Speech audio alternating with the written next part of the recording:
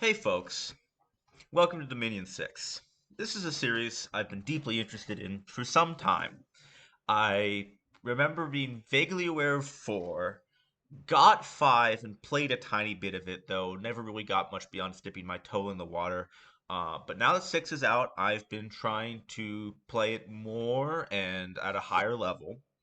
S- Um, Now, I think that getting into multiplayer can be a little bit daunting, at least for me. I admit I'm a worrier. But some mutual friends and I have agreed to do some. We have no idea what we're doing. Play games just among ourselves. We just completed a middle-aged game. I played Satis. I enjoyed Satis. I think I learned some things. I learned that I did not necessarily stock enough gems for combat mages for big battles. I learned that I split my stacks too much and did not recruit enough troops. But I also just learned that the map generation for the base game map generation can lead to really lopsided starts, and that it is hard to win a war when the opponent is 2 to 3 times your size, with a lot more money and gems, even if they're MA ohm. And or not to say that they are bad, but that I think that Foul Vapor's rigor mortis skelly spam should work pretty well on MA ohm, but not if you literally can't get enough nature gems. But that's all besides the point. We're moving into the late age, and for the late age, I'm planning on playing late age Tien'Chi. Now, I thought a bit about what I want to do with late age Tianchi. This is the god that I came up with. And let me go back to the roster so I can talk a little bit about why I went that there. So, um, in the late age, you've inherited most of the fine. I'm going to go with fine troop roster, foot infantry troop roster of the Tianchi lineup. They're less good than they were in the middle age a little bit, both in terms of I'm pretty sure that the middle age ones had slightly better stats, and then obviously they're up against stiffer competition, but I think they're serviceable. But you've gained the advantage of these recruit anywhere cavalry, and the ancestor vessel is your new sacred. I think the Ancestor Vessel is great. It's got high MR. It's got Spirit Sight. The Howling Bow is magic. Um, there's definitely more amazing sacreds in the game, but I like it. And I don't. There's not that many archers in the game, so as you saw earlier, and as I'll talk a little bit more in a minute when we go back to the god, I want to do some archery stuff with the bless. But the key driving part for determining a blast for Tianchi is I think you want a bit of scales to take advantage of your spammable troops, which are solid. But the big thing is these 3 mages, your workhorse mages. I'm just gonna call them the 3 old guys, the death dudes, the Ancestor Smith, the Spirit Master, and the Ancestor Guide. Um, Now these are all, I think, solid mages. The Ancestor Smith in particular, he has Forge bonus, which I just like. I like mage nations with Forge bonus, like thematically. Therados, I think, is with which is Master Smith more than Forge bonus, but I really like Therados thematically. I'm not sure if I totally enjoy or have mastered playing them, but that's all besides the point. The Ancestor Smith I think is really cool. Um, Particularly, I'm hoping to master more thugging. And I think the Ancestor Myth can perhaps be a light thug. We'll see. Um, we'll learn exactly how effective that is. Spirit Master, Nature 2, um, Death 2 over here with the Ancestor Guide. I mean, you're basically just getting a mix of Death, Air, Nature, and Earth in various levels. Nothing higher than 2. Um, and so you can recruit a little bit depending on what exactly you need. Um,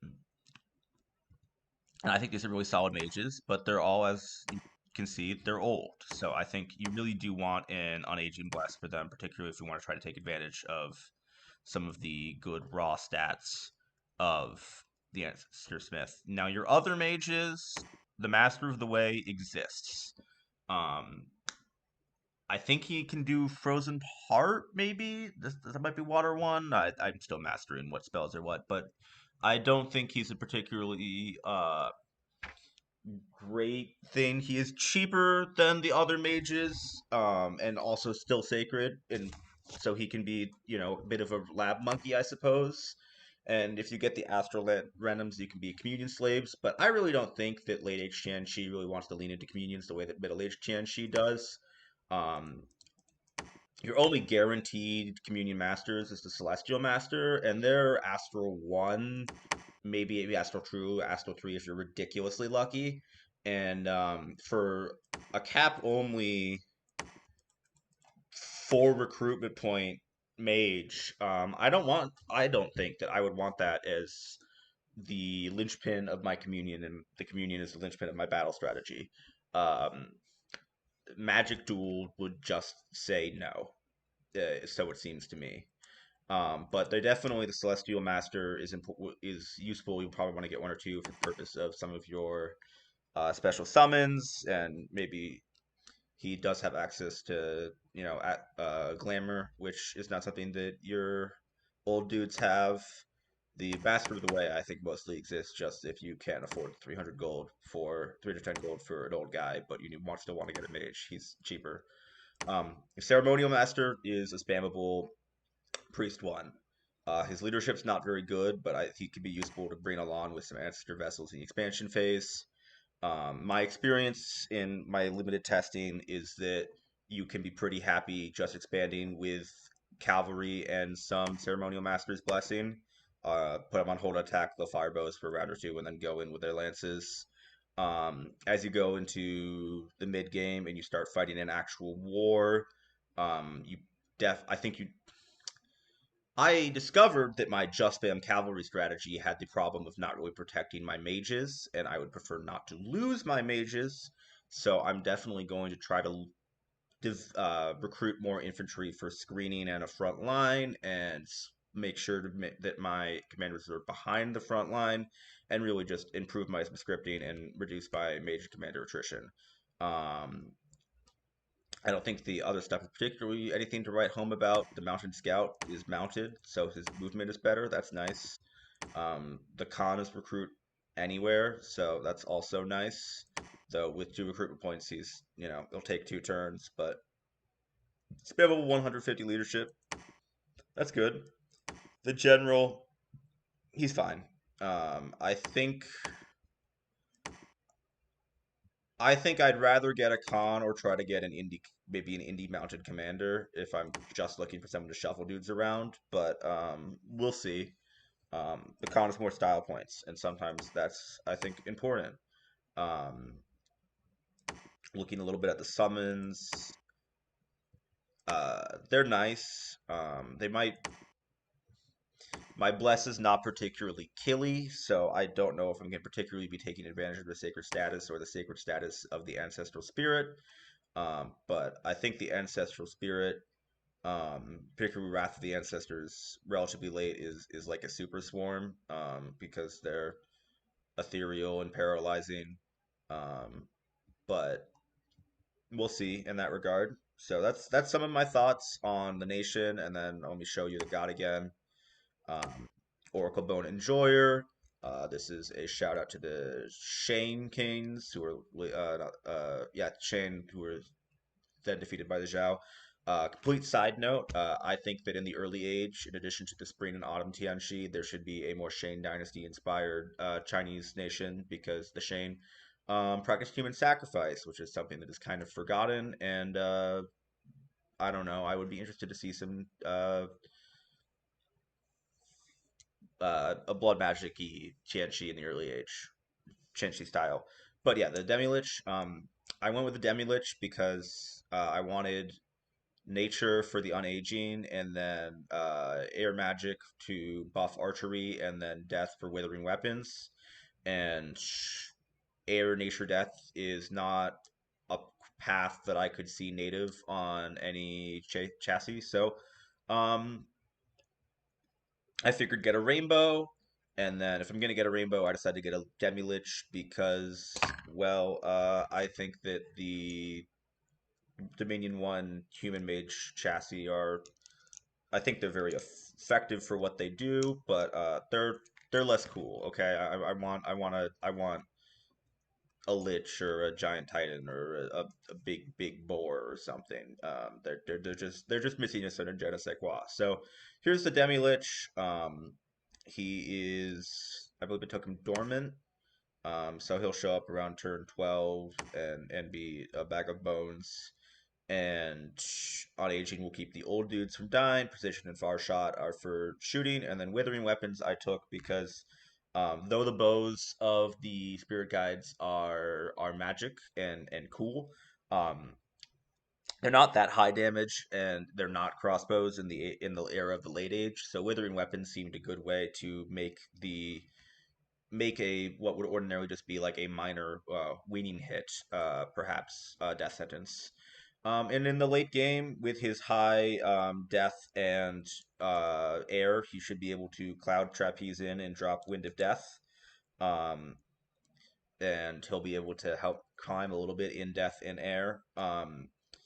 And he can actually teleport, because in the last game I took a Sphinx and was very excited to teleport him in with his high Earth and Astral, only to realize that he was completely immobile and he could not do that.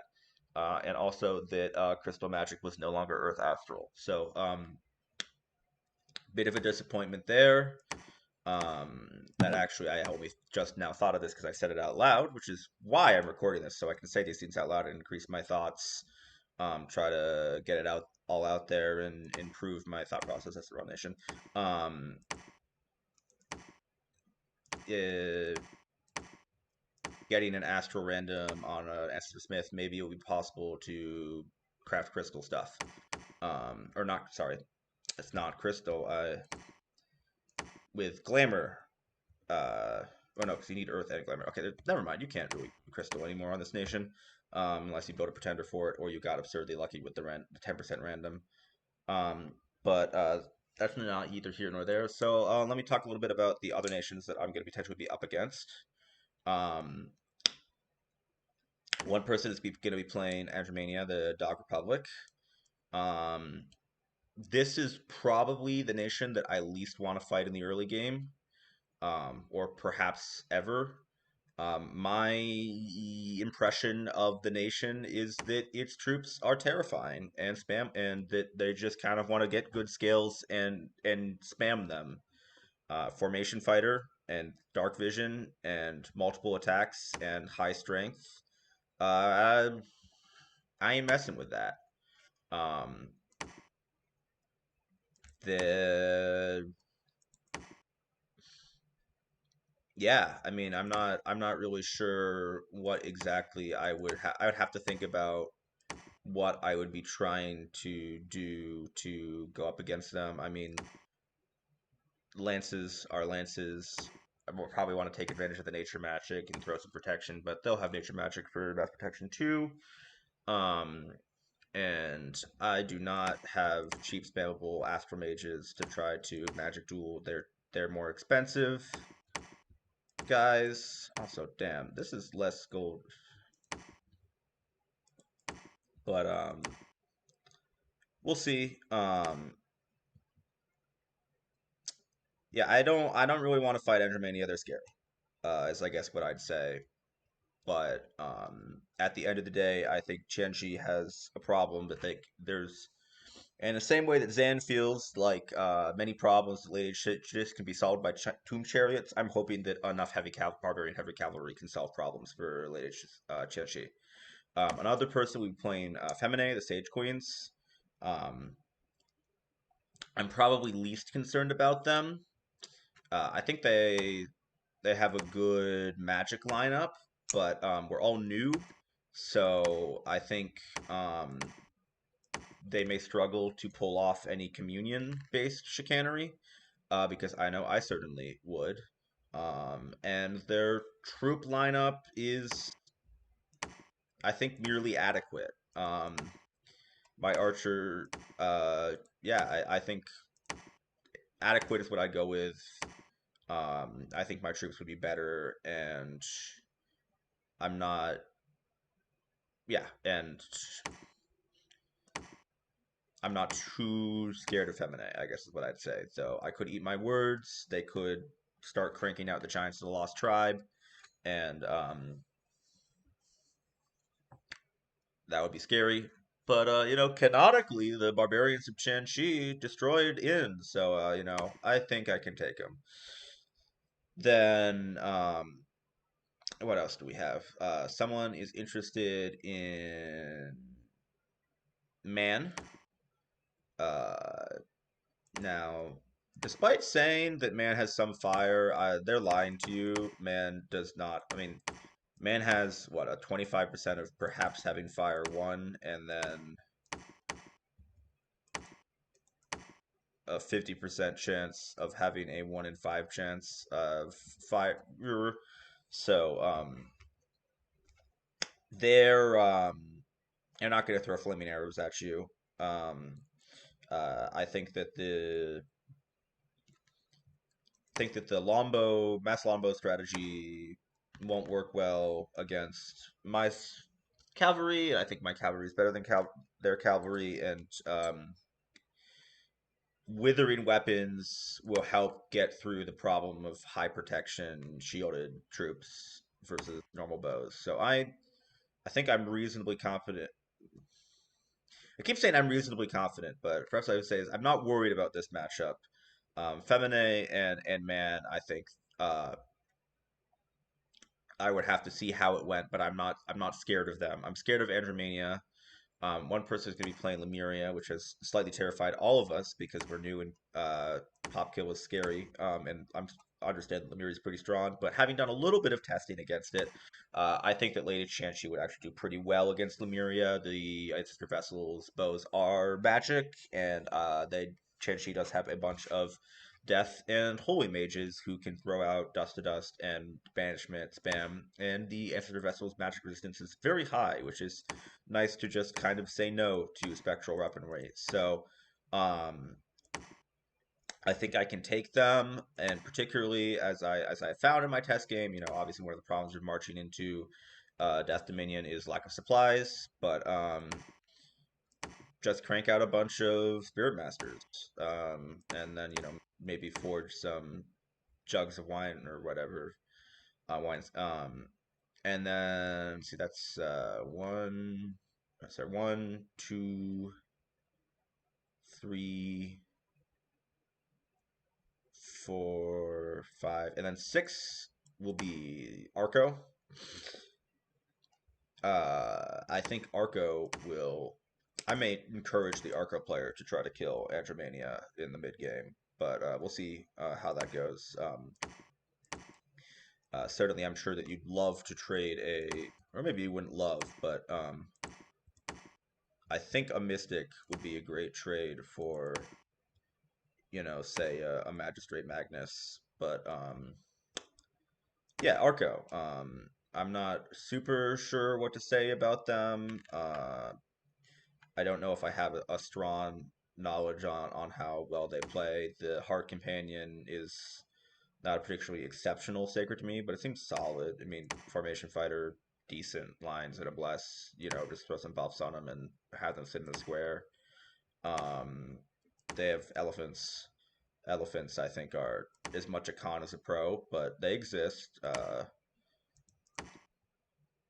I don't know. I think Arco is one of the ones I have a least of a finger on how well they do, but I think that they'll have a very solid front line that it may be hard to run cavalry through with, but it may also be easy to go around them if they're really tightly bent, densely packed in formation fighter. And Dominions doesn't really, model like spears being good against cavalry. So I don't know. They're probably going to be my main competition in terms of trying to do nature magic, but I, yeah, which I think is probably a really funny statement if I'm like, yeah, I think the two strongest competitors for nature magic and perhaps Mother Oak is late age Arco and Tianchi. But I making these videos in part to try to say some of my thought process and get me to put more effort into playing and play better because I could be somewhat lazy, but also because I think that Dominion's community might really enjoy the Ascension War equivalent of drunk monkeys with Nerf guns. We don't know what we're doing. We're probably all going to struggle with expansion, but that it will be a clown car, questionable competence. But that might be really fun to watch, or maybe it will be really frustrating. I don't know. Um, I think I'm going to be uploading these videos pretty simultaneously to the turns.